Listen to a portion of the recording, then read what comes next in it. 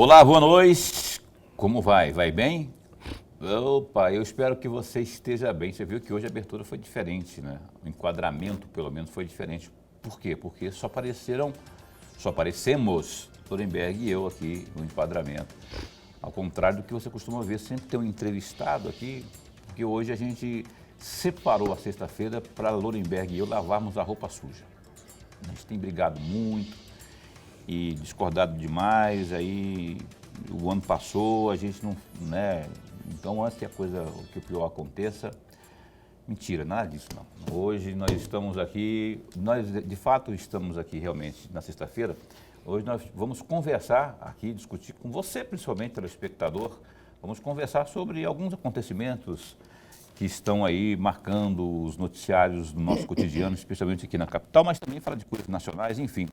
E você já é convidado a interagir conosco, vamos falar de política propriamente, as políticas partidárias e também aquelas ligadas às gestões do executivo estadual, dos executivos municipais também, eleições 2024, enfim.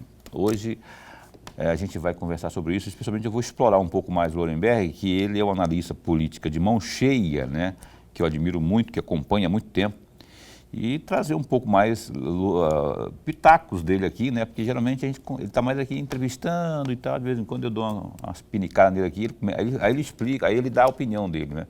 Mas hoje a gente vai transformar isso aqui numa conversa bem nesse sentido aí de opiniões, tal como já diz o nome do programa. Aí segunda-feira a gente retoma as entrevistas. Aliás, segunda-feira a gente terá aqui a doutora Gisela Cardoso, que é presidente da OAB, para falarmos aí sobre as ações e atribuições da Ordem dos Advogados do Brasil, aqui de Mato Grosso. Enquanto isso, a gente vai aqui, não é, com o nosso opinião, hoje na sexta, falando aí das coisas que estão acontecendo, né? Lorenberg, boa noite. Boa noite, Paulo Coelho, e um grande abraço, mas um grande abraço mesmo a todos os nossos telespectadores, a razão maior do nosso programa. Verdade. Você ficou até amarelo quando eu falei, vamos lavar a roupa suja aqui, que nós brigamos muito. A gente não briga, né, Lorenberg? É porque eu havia esquecido a luva em casa e não tem jeito. Lorenberg. Então, é você que está em casa, então, acompanhando o programa Opinião, 99932-2529. Você tem alguma opinião aí sobre alguns... Por exemplo, vamos falar das eleições de 2024 agora, né? Porque aqui tem um imbróglio na cidade de Cuiabá, por exemplo, que é o principal colégio eleitoral do Estado, e em definição sobre quem vai ser o candidato de A ou de B, enfim, tem vários nomes sendo colocados aí. E então você pode dar o seu pitaco também aqui, que será muito bem-vindo no programa Opinião desta noite. Lorenberg, eu esqueci de falar ontem, rapaz, encontrei com um amigo seu lá no shopping Goiabeiras ontem, que é o Joel Prudêncio. Joel Prudêncio. Joel Prudêncio é um advogado, acho que trabalha na Caixa, já é aposentado, trabalhava na Caixa Econômica, né? Exatamente. E ele falou, rapaz, eu gosto mais de vocês, o Lorenberg é meu amigão, fomos na mesma loja de maçonaria, loja maçônica juntos. Manda um abraço para ele, eu acompanho vocês direto, sempre lá. Então, Joel, aquele abraço para você, não é? E você é um dos tantos que gostam muito do Lorenberg, que tem admiração por ele, como eu, por exemplo, e muitos outros aí. Então, olha só, para começar, rapaz, hoje, Lorenberg, teve uma reunião lá no Palácio do Governo do Estado, Palácio Paiaguás. A Caroline até colocou aqui algumas observações para eu dizer, mas assim, basicamente é o seguinte, uma coletiva que o governador, que estava em viagem, inclusive, o Mauro Mendes, né, hoje à tarde, com todo o staff do governo, estava lá, grande parte dos seus secretários, não é? Talvez seja a primeira aglomeração, a reunião propriamente de todos eles com o chefe número 1 do executivo aqui do estado de Mato Grosso. E uma das questões que acabou acontecendo, acabou rolando, né? Uma das que rolaram, né? Foi essa situação do candidato do União Brasil, que é o partido não só do governador, como presidido por ele, quem será, né? E aí tem aquela história do Fábio Garcia, que já havia sido lá mencionado pelo Mauro Mendes como sendo o seu preferido dele e da Virgínia Mendes, que é a primeira-dama, que foi quem endossou. Falou, não, é ele, pronto. E aí tem um material aqui que a Bricá acabou, pela Gazeta, pela Record, pela Vila Real, ela fez a cobertura lá nesse ato, né? Contou aí com a presença dos secretários, como eu disse, né? De grande parte dos políticos também. E outra coisa que ficou apontada também é que o Fábio Garcia, não é? Que é deputado federal, que havia assumido a Casa Civil, a chefia da Casa Civil em substituição ao Mauro Carvalho, que é suplente senador, havia assumido lá no Senado por 4 meses, numa licença aí do Wellington Fagundes. Aí o Fábio Garcia veio para cá, numa engenharia lá que o Mauro fez, e aí parece que o Mauro Mendes optou por deixar o Fábio Garcia na condição de secretário da Casa Civil, e o Mauro Carvalho sai de cena, pelo menos por enquanto.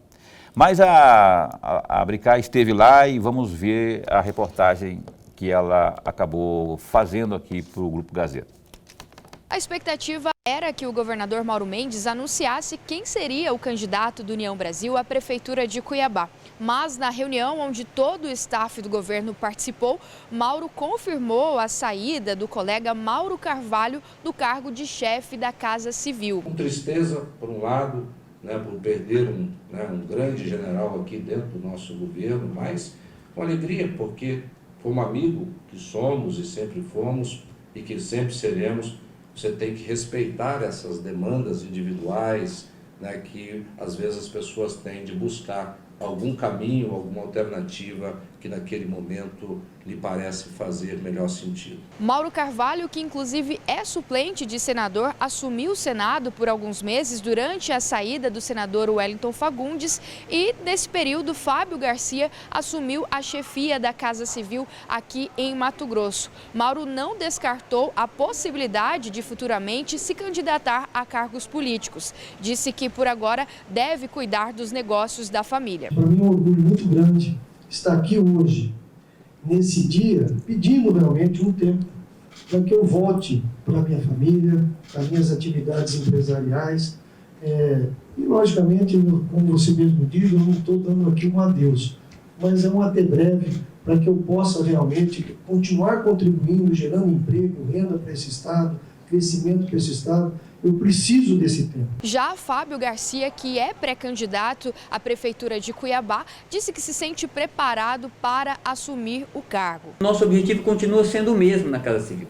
Continua sendo garantir uma relação muito respeitosa, muito harmônica com todos os poderes constituídos do Estado do Mato Grosso e poder, junto com todas as secretarias, continuar dando andamento às grandes ações que este governo está implementando e haverá de implementar aqui no Estado do Mato Grosso em benefício de todos os mato-grossenses. Por enquanto, continua a indefinição do União Brasil em relação ao nome do candidato à Prefeitura de Cuiabá. O governador Mauro Mendes disse que o candidato dele é, de fato, o atual chefe da Casa Civil, Fábio Garcia. Mas o partido deve definir nas próximas semanas entre o atual chefe da Casa Civil, Fábio Garcia, e o deputado e também presidente da Assembleia Legislativa, Eduardo Botelho. Não existe uma definição. O Fábio é o meu candidato. Agora o que nós vamos definir é quem será o candidato do União Brasil. Nayana Bricá para o programa Opinião.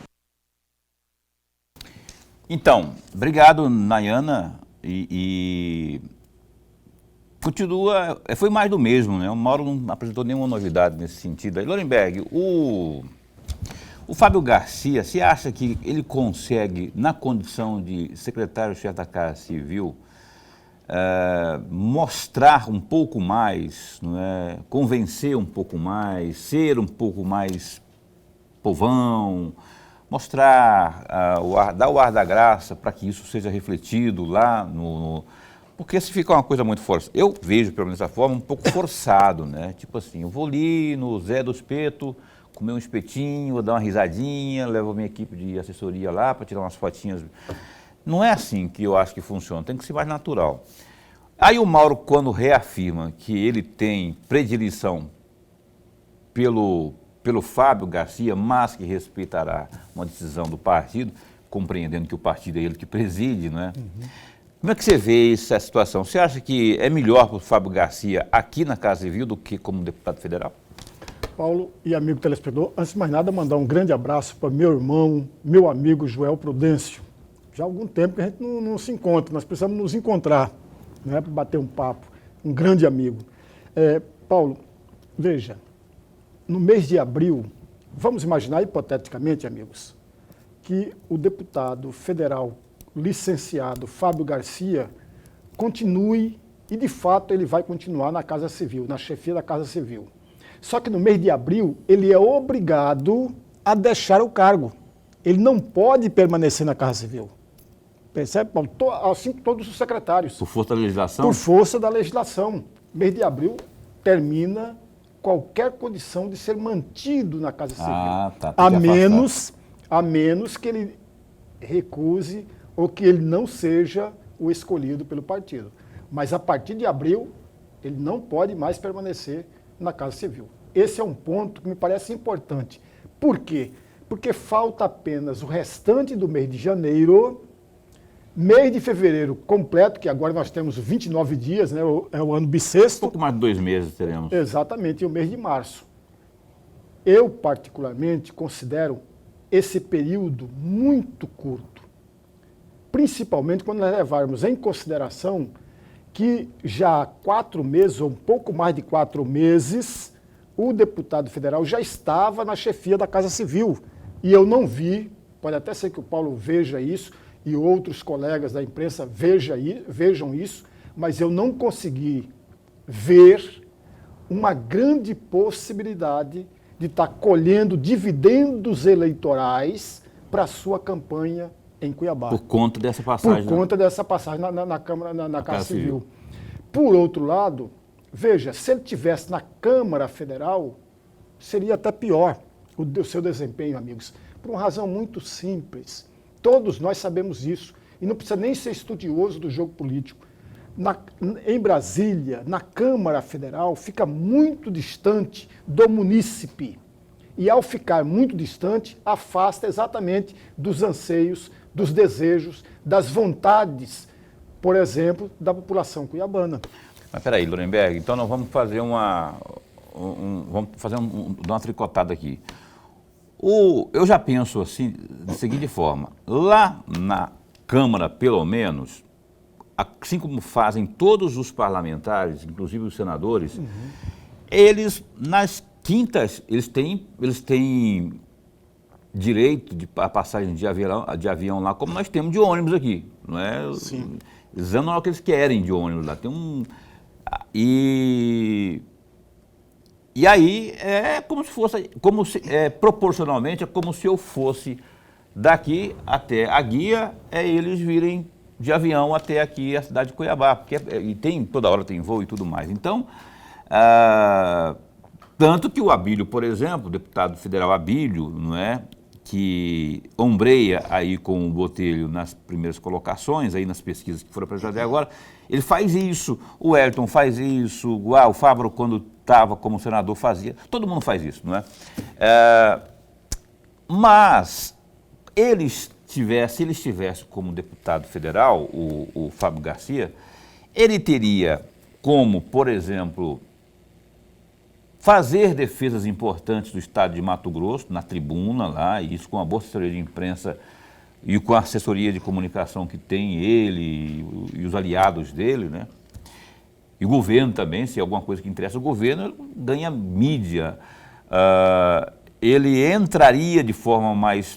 penetraria de forma mais fácil no dia a dia da população. Reforma tributária, por exemplo, a gente sabe que teve articulação dele de bastidor, mas de bastidor.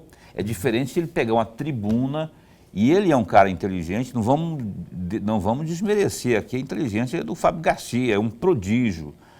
Ele já comandou uma empresa internacional, não foi isso?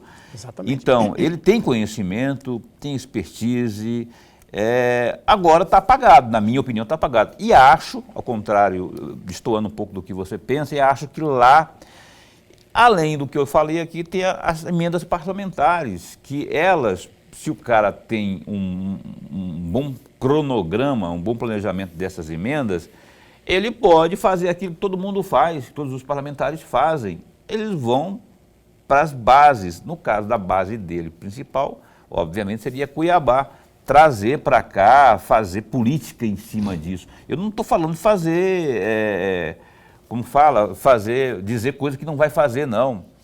Fazer mesmo, ainda que a execução, que dependeria muito do prefeito, o prefeito é inimigo político, mas ele pelo menos traria aqui, ó, tá aqui, tem aqui 5 milhões, como ele apresentou aqui, como disse o prefeito de Chapada dos Guimarães, 5 milhões lá para a construção do portal lá em Chapada. Então, ele estaria divulgando isso, estaria se articulando melhor, não é? Teria, por exemplo, contrapontos sobre essa questão aí que o Emanuel não sai de Brasília com o filho, que é deputado federal, teria contraponto para trazer, peraí, o prefeito está falando um negócio de VLT aí, mas tudo é mentira. Poderia falar isso, por exemplo, porque está aqui, ó, o meu aliado do governador, junto ao Mauro Mendes, lá, ó, está aqui, a verdade é essa, ou não é. Enfim, eu acho que, por não ter tido muito êxito, na minha opinião, essa vinda dele aqui para a Casa Civil, até agora, pelo menos, né, que nem você falou aí, eu não vi até agora dividendos, também não vi, não é? Acho que lá poderia ter surtido melhor efeito. Paulo, o seu raciocínio está perfeito.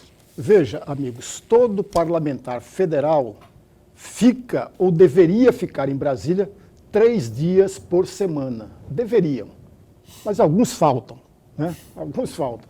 Deveriam ficar lá 3 dias por semana.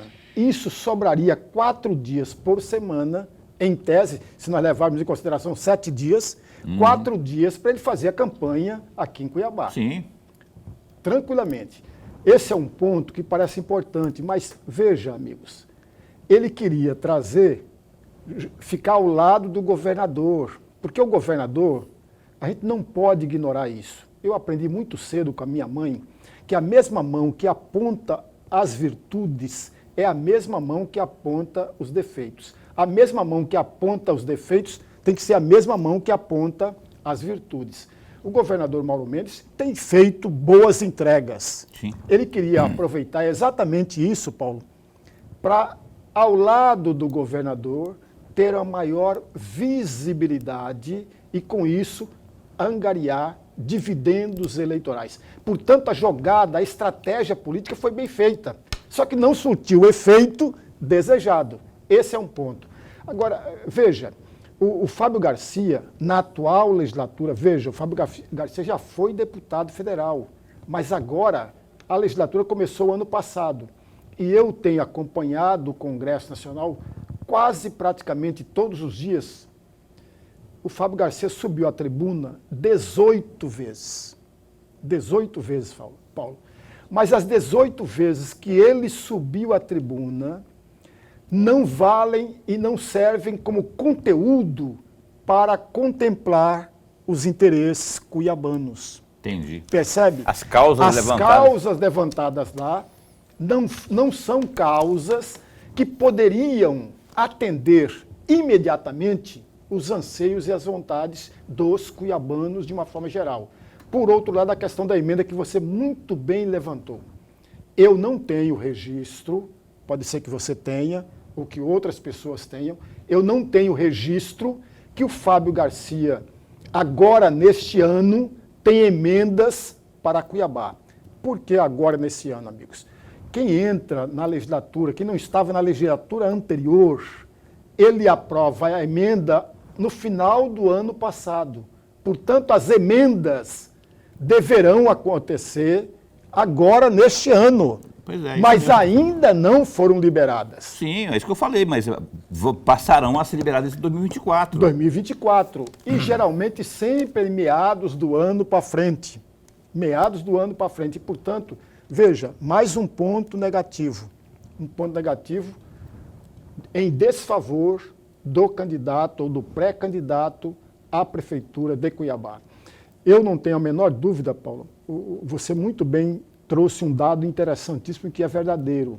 O Fábio Garcia, ele é muito inteligente, conversador e é articulador. Ele é capaz de articular muito bem. Porém, ele deve estar arrependido de estar... quando ele foi deputado federal, ele saiu da deputado federal e não foi para a candidatura à reeleição. Foi cuidar das questões financeiras da família, das empresas de família. Eu tenho a impressão que ele, lá junto com a sua família, deve ter pensado, eu perdi a vez exatamente por essa vacância, por essa ausência no cargo. E na política não existe espaço vazio. Não existe. E isso vai estar trazendo exatamente prejuízo agora. Veja todos os índices percentuais das pesquisas de intenção de voto. Ele está lá atrás, lá no final, quase no final, quase na rabeira. Você acha que isso é consequência daquela desistência dele, porque que ele foi até suplente do Jaime? Se ele sai a federal, os números daquela ocasião, lembro muito bem, estavam dando como ele praticamente eleito. Ele sempre foi bom de voto, né? Exatamente, Paulo. E aí ele continuava na Câmara Federal, dando sequência e tendo um desempenho, como ele teve na primeira vez que ele foi deputado federal, um desempenho que poderia amarrar exatamente os anseios e a vontade da população cuiabana. É isso que ocorre. Veja, o político, de uma maneira geral, o que ele faz, o que ele age, o que ele entrega, é exatamente, ele espera dividendos eleitorais. E não se tem isso na carreira agora, na legislatura atual, no Fábio Garcia. Tudo político só faz pensando nisso. Né? Pensando nisso. Ele pensa imediatamente nos ganhos que ele terá. E isso não aconteceu. Olha só, beleza, a gente continua falando sobre essas questões aí ligadas à política partidária propriamente, outros temas mais. Vamos para um breve intervalo comercial, a gente volta já já.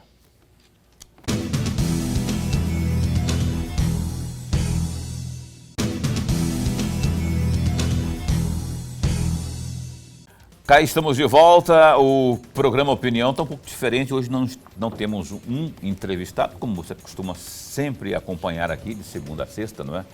Hoje nós, Lorenberg e eu, estávamos com vontade de fazer isso há muito tempo, de separar um dia aqui para a gente falar aqui conjecturas políticas, especialmente porque entramos num ano político eleitoral, não é? Importantíssimo, não só em Cuiabá, mas em todos os outros mais de 5 mil municípios do país. Então, hoje a gente está aqui conversando sobre, já falando no primeiro bloco aí sobre União Brasil, vamos falar de outros players também, não só de Cuiabá, Várzea Grande e outros também. Antes, vamos aos destaques do Gazeta Digital, www.gazetadigital.com.br.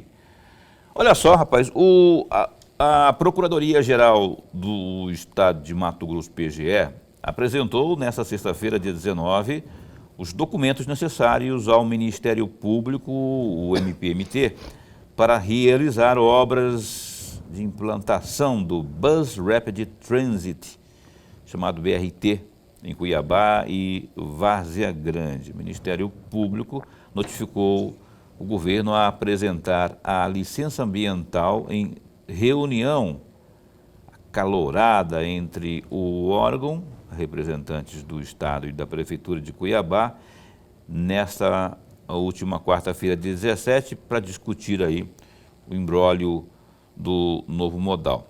Conforme o Procurador-Geral do Estado, Francisco Lopes, o Código de Obras do município de Cuiabá dispõe que a exigência de alvará de obras é voltado à construção, reforma, demolição ou ampliação de edifícios, o que não é o caso das obras do BRT, que se trata de um corredor viário de transporte público. O Procurador-Geral, ele apontou ainda que o município de Cuiabá compõe a região metropolitana do Vale do Rio Cuiabá e que o Conselho Deliberativo já aprovou a implantação do sistema BRT na capital e em Várzea Grande. Segundo destacou o Supremo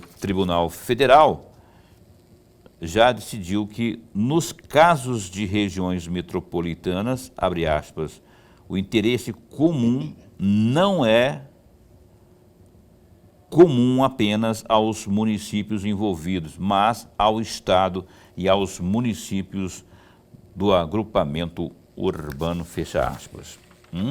Vai dar tanto pano para manga isso, hein?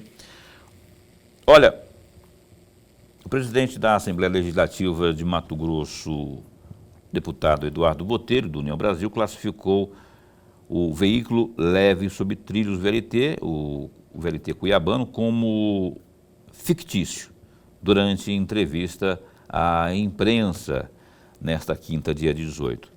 No começo do mês, o prefeito Emanuel Pinheiro, do MDB, chegou a anunciar que já estava, aspas, tudo certo para que o transporte seja implementado na cidade através de um financiamento proposto, não é, no PAC do governo federal. Contudo, autoridades não têm dado tanta credibilidade para a articulação, como é o caso do chefe da Assembleia Legislativa. Ele disse, aspas, acho que nós temos que entregar alguma coisa, não podemos ficar nesses discursos aí que tem só atrapalhado. Tem que fazer alguma entrega. O BRT já está bem adiantado, já está bem andado, então vamos trabalhar com ele. Não que eu seja contra o VLT, mas o VLT é algo que ainda está no fictício. Há um posicionamento do Botelho sobre essa questão toda aí. Sabe o que eu acho, Lorenberg? Eu acho que o Botelho tinha que ser mais incisivo, ele está muito em cima do muro, né? Eu quero esse, mas não que aquele não seja bom, assim, sabe? Meio que acendendo uma vela para Deus, outra por coisa ruim. Então, eu não sei se essa estratégia seria a... Porque o cuiabano está na fadiga, ele não aguenta mais a novela BRT, VLT. Talvez ele tomasse uma posição, mas ele não quer contrariar nenhum nem outro, né? Ele precisa, daqui a pouco, vai precisar do apoiamento, não sabe o que vai virar de União Brasil. O Emanuel não é de subestimar, politicamente falando, vai que daqui a pouco precisa do apoio, né, do Emanuel Pinheiro, enfim, e aí tem essa que eu chamo de em cima do murice, né, que é o Botelho, mas está se posicionando a respeito disso aqui, que se avaliasse essa questão do Botelho não sendo enfático com nenhum dos modais. Veja, o presidente da Assembleia Legislativa, Eduardo Botelho, ele pretende, todos nós sabemos disso, ele pretende ser candidato à Prefeitura de Cuiabá. Esse é um ponto. Ora, todos nós sabemos que tem uma parte da população que não aceita o BRT, que gostaria de ter o VLT. Se ele fosse incisivo, Paulo, na questão do BRT, ele poderia deixar descontente essa faixa, essa parte da população que sempre defendeu o VLT.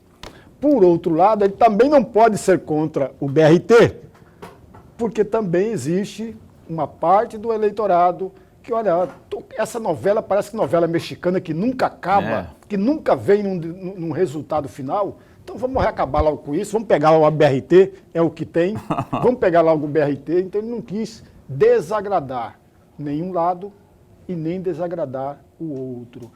Mas também existe os apoiamentos de partidos políticos, que também não há um consenso por parte deles.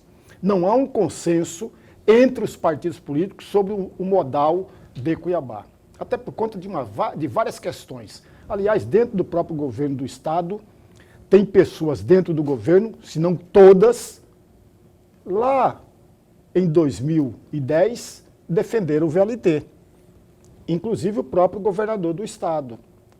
Aliás, ele era prefeito. o repórter MT tinha aquele programa de televisão O prefeito, à época, prefeito Mauro Mendes, deu uma entrevista e falou, defendeu o VLT porque não poderia jogar na lata do lixo mais de R$1 bilhão. O seu amigo André deve ter uma cópia dessa entrevista. Deve estar na internet lá. Eu lembro dessa época aí, mas as pessoas mudam de opinião, né? E aí o Mauro decidiu, eu estive inclusive, já falei isso aqui, não é? Na reunião que ele realizou, na época da decisão, não é? Pelo BRT, ele lá no Palácio, o pessoal da SECOM me ligou convidando para que o governador faria uma explanação a jornalistas, e eu estive lá inclusive, e ele apontou por A mais B, convicto de que o BRT seria o melhor caminho, mais viável, não é, menos poluente, do ponto de vista ambiental, do ponto de vista financeiro, em todos os argumentos assim que... e aí o VLT acabou ficando como um patinho feio da história, não é? E sabe o que eu acho tão precário nessa discussão toda aí, Lorenberg? É a opinião pública, povão. Alguém falou de plebiscito agora, que talvez seria um caminho de ouvir o povo. Mas antes de realização de um plebiscito, na minha opinião, a Assembleia devia tomar as rédeas, porque a audiência pública, a contento, houve? Não houve. Se houve, foi alguma coisinha aqui para tentar com algumas pessoas, meia dúzia de gato pingado, mas ainda lá, na época de VLT. Agora, depois de que esse caldo engrossou sobre VLT e BRT, devia ouvir. A Assembleia poderia realizar uma audiência pública para servir de termômetro. Então, eu acho que o povo, que é a parte principal, ou pelo menos que deveria ser, não está sendo escutado nessa história toda, não. Meu amigo Paulo, a gente precisa diferenciar duas coisas. O VLT defendido pelo prefeito Emanuel Pinheiro, que teria possibilidade de trazer o governo do federal nessa questão, e o VLT antigo. São duas situações completamente distintas, não são nem parentes. Distintas, mas a sigla é a mesma e a novela começou lá atrás. Começou lá atrás. Teve corrupção, então está todo mundo assim, meio que... Paulo, tem um problema seríssimo no país todo, no Brasil todo é assim. Os interessados que poderiam abrir espaços para ajudar a reflexão da população não querem fazer isso, porque se uma vez feito, pode perder o peso da sua defesa. Uhum. Traduzindo em miúdos, amigos. Veja toda a discussão que eu acompanhei lá de 2009. Em 2009, quando Cuiabá passou a ser escolhida para ser uma das sedes da Copa do Mundo de 2014, em 2009, o governador à época e o próprio governo Blairo Maggi começou a trabalhar a favor do BRT. E já tinha até o dinheiro já preparado, na época era um pouco mais de 470 milhões de reais para bancar o BRT.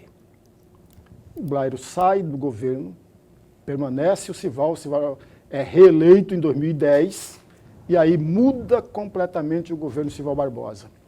As mesmas pessoas que defendiam o BRT à época mudaram de opinião e defenderam o VLT.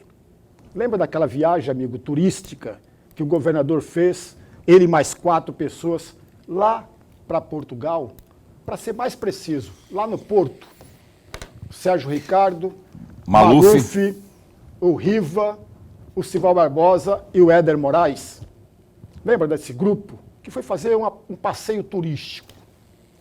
Nada mais do que isso. Ou seja, para defender exatamente o VLT. Mas naquela época já cometeu dois grandes erros. Não chamou os segmentos da sociedade civil para participar de uma discussão sobre os dois modais. Uhum. Não chamou ninguém para discutir, nem o principal interessado. Quem que é o principal interessado? O usuário do transporte coletivo. Nem esse usuário foi convidado. E aí você tem a ausência de possibilidades para se discutir o modal. Por quê? Porque as partes interessadas na mudança, na permanência do modal não queria a participação do usuário. Sabe por quê, amigos? Porque a participação do usuário enfraquecia o já fraco conteúdo e argumento de quem defendia A ou de quem defendia B. É exatamente isso. Eu não convido as outras partes, porque senão murcha a minha argumentação, que não é nem uma argumentação. Veja, houve a mudança do VLT para o BRT em dezembro de 2020. Tão logo acabou a disputa eleitoral municipal, o governo mudou do VLT para o BRT. A população também não foi chamada. O usuário do transporte coletivo também não foi chamado. Ninguém foi chamado para discutir. E aí, ao invés de discutir modais, passaram a falar da corrupção. São duas coisas completamente distintas, amigos. Eu não posso montar a minha argumentação defendendo a mudança do VLT-BRT trazendo como argumento a corrupção. Vou fazer uma pequena provocação. Veja, nós tivemos aqui denúncias de desvios na saúde pública cuiabana. Nós tivemos denúncias de desvios ou de superfaturamento na gestão da intervenção na saúde pública cuiabana. Então vamos acabar com a saúde pública? São duas coisas completamente diferentes, amigos. Você discute a saúde pública, mas discutir corrupção é outra coisa separada. Você não pode acabar com a saúde pública cuiabana por conta dos desvios e daí da corrupção. Mas o que foi feito com a questão do VLT? Misturou tudo. Porque para as pessoas que mudaram o modal, para eles era muito mais interessante, porque ao falar de corrupção, atraía a atenção da população a favor da sua argumentação. Percebe, Paulo? Uhum. Por isso que não discutiu modal, mas discutiu corrupção. Falou da corrupção, que até hoje ninguém devolveu nenhum centavo. Nenhum centavo sobre aquele dinheiro. 1.477 bilhões de reais foram emprestados pelo Estado de Mato Grosso para construir o VLT. Então, veja, amigos, corrupção é uma coisa, tem que combater, tem que fazer tudo, mas não pode misturar a questão da corrupção com a questão do modal.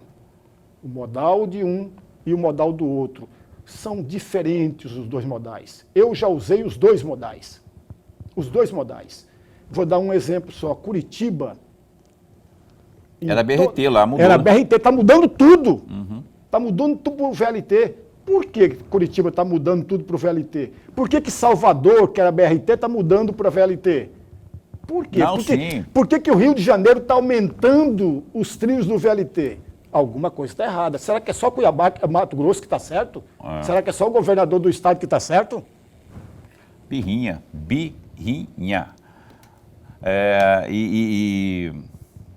E é uma grande verdade. Eu, particularmente, gostaria muito de ver o VLT. Paulo, qual que é a sua? O que você prefere? VLT. Aí, só que o governador não tem jeito. Tem que combinar com o Mauro lá, né? E ele é taxativo, não é BRT e pronto. E aí que entra essa... Eu tenho que ir para o intervalo comercial, né? Só para encerrar aqui esse raciocínio meu. Aí tem que pensar... Tudo bem, governador. Se o senhor definiu, o senhor tem a caneta, decidiu que é o BRT, né? A Assembleia, inclusive, deu anuência nisso aí, né? Ela assinou embaixo, Assembleia Legislativa. O senhor, então, tem aí a decisão de tomar... a decisão tomada pelo BRT, certo? Certo.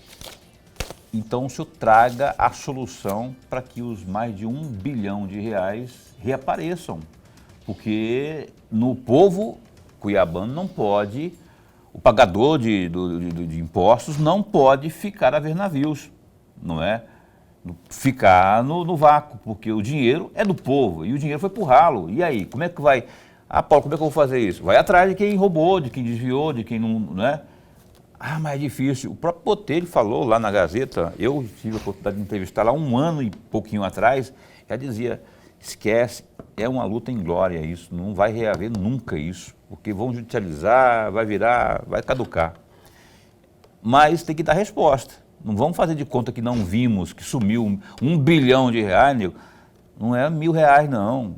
É o dinheiro que, corrigido inclusive, se hoje estão falando aí que o BRT custaria 5 bilhões, o VLT custaria 5 bilhões de reais, Imagina que esse 1 bilhão corrigido hoje daria muito mais que o dobro hoje, né? E daria para fazer muita coisa e dá para abastecer muitos postinhos aí de saúde que estão sem remédio, não só em Cuiabá.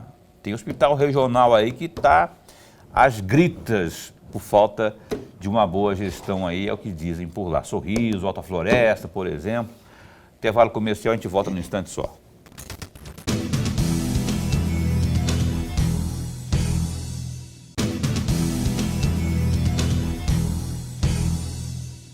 Estamos de volta. Aqui é o Paulo Coelho falando com todos vocês e do meu lado o Lorenberg Alves, muito prazer. Nós somos o programa Opinião. Sexta-feira a gente está sendo entrevistado hoje de propósito. Nós estamos aqui, tiramos esse tempinho aqui para a gente falar aqui sobre esse cenário que está se desenhando aí, especialmente quanto ao pleito eleitoral desse ano de 2024. Lorenberg, essa briga de VLT-BRT, eu escutei hoje lá na Gazeta, lá na Vila Real, no programa Notícia de Frente, uma fala do representante, esqueci o nome dele, do representante do consórcio BRT, dizendo o seguinte, já te explico por que eu vou tocar nesse assunto, dizendo o seguinte, que nós, no caso, eles do consórcio, não vamos realizar nenhuma obra sem que tenhamos a licença, sem a licença, que sai a licença, né? A licença quem emite, quem expede é a prefeitura. Ele dizendo que nós não vamos fazer. Só que essa fala dele é exatamente o contrário de que disse o governador. Você lembra ontem que ele falou? Lembro. A obra já existe e vai continuar. As obras já começaram e vão continuar. Ele disse ontem isso, né? Dando conta de que a promotora de justiça, Maria Fernanda Corrêa da Costa, estava equivocada e que o Ministério Público ninguém afirmou isso, que o Ministério Público decide, recomenda, não é? E a recomendação do Ministério Público, ela é plausível, tem lugar de fala, não é? De opinião, de decisão, de apontamento e tudo mais. E geralmente surte efeito, que a Justiça vê lucidez. Todo mundo tem visto lucidez no trabalho que o Ministério Público de Mato Grosso tem feito aí, na saúde, na infraestrutura. E aí esse representante do consórcio dizendo isso, nós não vamos fazer nada se não houver licença. Aí não bate com o que o governador está dizendo, né? O governador está dizendo que não, que já vai continuar, começarem, vão continuar e tudo mais, né? Cavucar a cidade aí de Cuiabá para mostrar que tá com a razão. E aí virou um imbróglio, ninguém sabe mais de nada nessa história toda, porque o Mauro não para de falar do Ministério Público, do consórcio do BRT. Não, porque nós já tem uma conversa com o BRT, com o consórcio, que já está bem adiantada. E aí eu vejo o representante do BRT dizer que não, nós não vamos fazer nada sem as licenças, né? E o Salles, que é o que esteve conosco aqui, de Ordem Pública, secretário do Emanuel, disse que não vai ter BRT porque as licenças, eles têm que ter a licença, e a licença até agora nada, né? Mas, Paulo, se você lembrar bem, você leu uma matéria aí que é um parecer da Procuradoria-Geral do Estado. Você viu o argumento aqui do procurador? Olha o argumento, amigos. Eu vou chamar a atenção do amigo telespectador, trazendo esse ponto para cá, para fazer uma pequena pergunta ao amigo telespectador. Veja, o que é governo e o que é Estado. A Procuradoria-Geral do Estado é do Estado, não é do governo. Mas aí tem um metropolitano que ele falou aqui. Pois é, eu vou chegar lá. Não é do governo. Tá ok, amigo? Se você fez um concurso público para qualquer uma pasta no Estado, você é um servidor do Estado, não é do governo. A gente precisa ter isso com muita clareza. Diferentemente, se o Paulo, por exemplo, é um comissionado, é um contratado, ele é um funcionário, um servidor do governo, não é do Estado. Percebe a diferença? Onde eu quero chegar? A Procuradoria, a meu juízo, quando ele emite aquela opinião dela, ela foi muito mais uma advogada do governo da gestão do que ser procuradoria. Do Estado. Por uma razão muito simples, amigos. Por que advogada? Porque ela vai procurando e fazendo malabarismo com as palavras. Vou dar um exemplo só. Na matéria que você acabou de ler, Paulo, ela fala assim, olha, a exigência de processos de apresentação de documentos na prefeitura requer de construção, reforma e obras, e aí vai fazendo um monte de pontos. Porém, não é construção, porque o corredor viário não é construção. E eu fico imaginando, peraí, é o quê, então para que perfurar o chão? Não é construção? Então há um malabarismo com as palavras para confundir as pessoas e trazendo uma outra interpretação própria de quem está fazendo o quê? Advogando a favor de A, contra B. Aí um outro ponto, que aí é interessante, ele argumenta que Cuiabá, e de fato o pertence à região metropolitana do Rio Cuiabá. E quem prevalece aí é a aceitação coletiva, é o direito coletivo e não o direito individual, que a Procuradoria cita uma decisão do próprio Supremo Tribunal Federal. Vou fazer duas questões, amigo, para a gente refletir sobre isso. Eu estive olhando o Conselho Deliberativo da região metropolitana de Cuiabá. Estive olhando. O governo do estado tem 3 integrantes. 3. Um deles é a Secretaria Adjunta de Cidades. 3 integrantes, portanto, 3 votos. A Prefeitura de Cuiabá só tem um integrante, que é o próprio prefeito e o seu suplente. E aí o prefeito do Calil, em Várzea Grande, é também um outro integrante, depois vem OAB, vem o CREA, vem a sociedade civil, compondo o Conselho Deliberativo. Por que eu estou falando isso? Porque a Procuradoria disse que esses projetos já foram apresentados e definidos e decididos e votados pelo Conselho Deliberativo. Aí cabe 2 questões, amigos. Primeira, o prefeito cuiabano faz parte, integra o Conselho Deliberativo.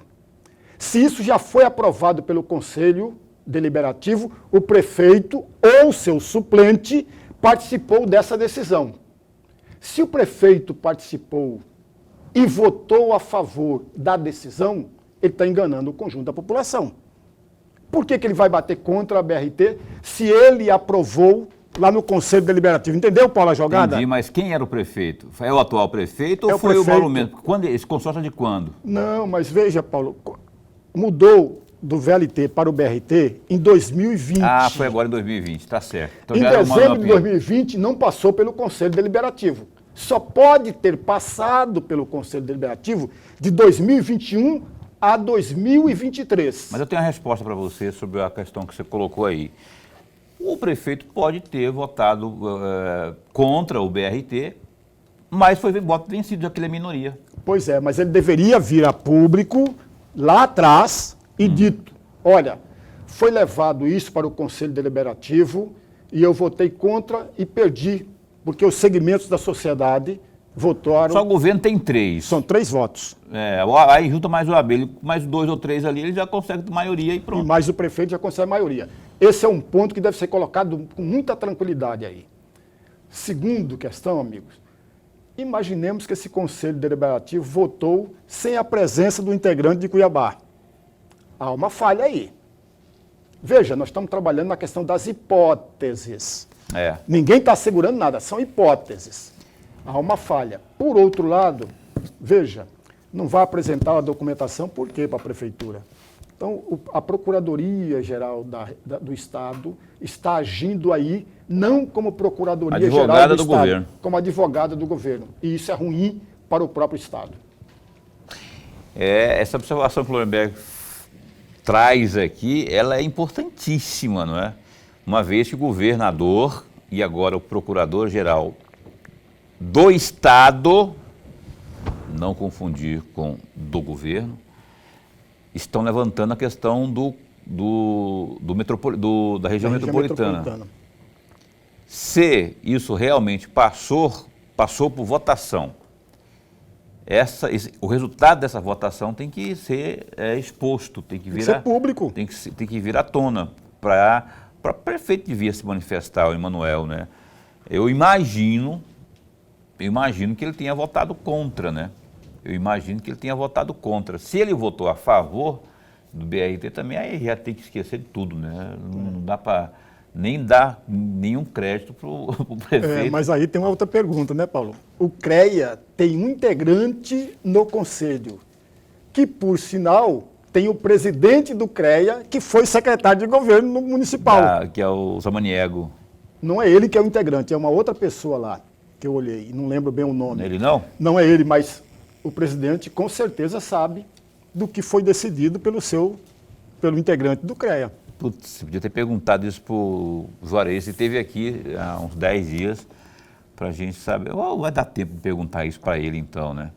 Olha só que imbróglio que está virando isso aí. Mas o fato é que tem essa situação aí e depende para essa documentação, essas licenças serem emitidas, depende da prefeitura. E eu não vejo, ainda mais se for verdade essa dificuldade, essa negativa, esse desmentido lá dos ministérios do Lula quanto à inclusão do VLT cuiabano no PAC, se de fato eles estão negando isso, que não vai acontecer, Emanuel, então, não tem nada mais a perder, não tem nada mais a fazer do que tentar atrapalhar ao máximo a implantação do BRT e começa-se atrapalhando, retardando aí a emissão desses documentos que depende dele, né, das secretarias, né? Ou seja, vai judicializar a questão. Veja, a jogada é muito mais político-eleitoral do que jurídica, quando deveria ser jurídica tão somente, ou tão somente administrativo. Por que administrativo? Porque você vai juntar toda a documentação, vai apresentar e vai deferir ou não daquela documentação. Portanto, é um procedimento administrativo. Mas se você não apresenta a documentação, vai virar uma questão jurídica, porque vai entrar no judiciário. Mas, ao mesmo tempo, político-eleitoral. Essa que é a questão. Essa situação vai ser levada lá para a campanha eleitoral. Esperemos para vermos aí os desfechos. Os próximos casos, desfecho está longe, na minha opinião, da questão BRT-VLT. Vai passar 2024 inteiro, vão levar isso para o palanque. Vão levar para o palanque. Ano de eleição você vai ver como é que vai virar isso aí. Só que vai, sei lá, para o ano que vem, se sair alguma coisa, né? Porque o imbróglio continua. Eu vou usar esses últimos minutinhos aqui, Lorenberg, eu não posso cometer a indelicadeza, a falta de fineza e de também ética profissional, né, de abordar outros nomes também que estão nessa empreitada aqui da disputa em Cuiabá, ou pelo menos que estão na condição de pré-candidatos, né? Afinal de contas, o pleito deverá ter não só o Fábio Garcia ou o Botelho, foi de quem a gente falou até agora, né? Tem outros nomes aí. Tem o Lúdio Cabral do PT, tem o Abílio Júnior. O Abílio Júnior do PL. O Estopa, que sonha, né, também ser o candidato lá tem o próprio pastor da federação. Aliás, tem o pastor também. A federação, por exemplo, tem que decidir quem que vai, né? Se é o PV, se é o PT. Também tem o pastor, que disputa todas também aí, né? Tem todo e o PT propriamente tem que saber se vai o Lúdio, se vai a professora Rosa Neide, né? O que você acha ainda? Não se pode desprezar esses outros nomes aí, né? Estão falando muito de Botelho e Fábio Garcia, mas tem outros nomes aí. Tem outros nomes. Veja, Paulo, eu estou olhando a eleição municipal de Mato Grosso com um olhar diferente do que eu olhei em 2020. Porque existe, pelo menos é o que eu estou percebendo, existem disputas muito acirradas. Lá em Sinop, se o quadro de Sinop for verdadeiro, a disputa será muito forte. Estão dizendo até que o Dilmar Dal Bosco poderia vir para a disputa em Sinop. Lá em Rondonópolis também está muito forte, muito acirrada. Em Cáceres, muito forte. E não é só Cuiabá que a situação está nesse ponto. Nós vamos ter aí 5, 6 candidatos que podem atrapalhar o meio do campo aqui em Cuiabá. E você sabia que esse fator Sinop aí pode ganhar contornos diferentes? Porque o Dilmar Eu não sei como é que estão as pesquisas lá em Sinop, né? O atual prefeito aparece uma frente mais rápida, Frank, não é folgada, não. Não é muito folgada, não. Porque muito tá tendo folgada. o Roberto Dorner está tendo muito problema lá com a questão social e principalmente da saúde pública lá de Sinop, lá.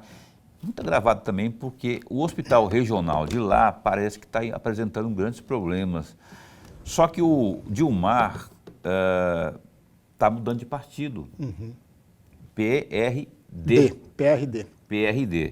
Eu não sei qual que vai ser a contribuição disso no projeto dele lá, né? Porque um grupo todo, inclusive com Júlio Campos, que também estiveram ontem lá reunidos na cidade de São Paulo para tratar desse assunto. Na semana que vem, a informação que eu tenho aí, eles vão se reunir com o governador.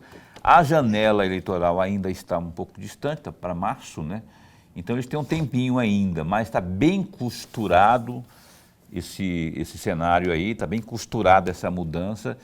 E além disso, o Dilmar, aí não se sabe quem será o presidente. Aí fala-se de Neurilan Fraga, eu vi uma conversa hoje que Neurilan Fraga presidiria o partido, não acredito, por conta que não está, não é, enfim, eu acho que não, né?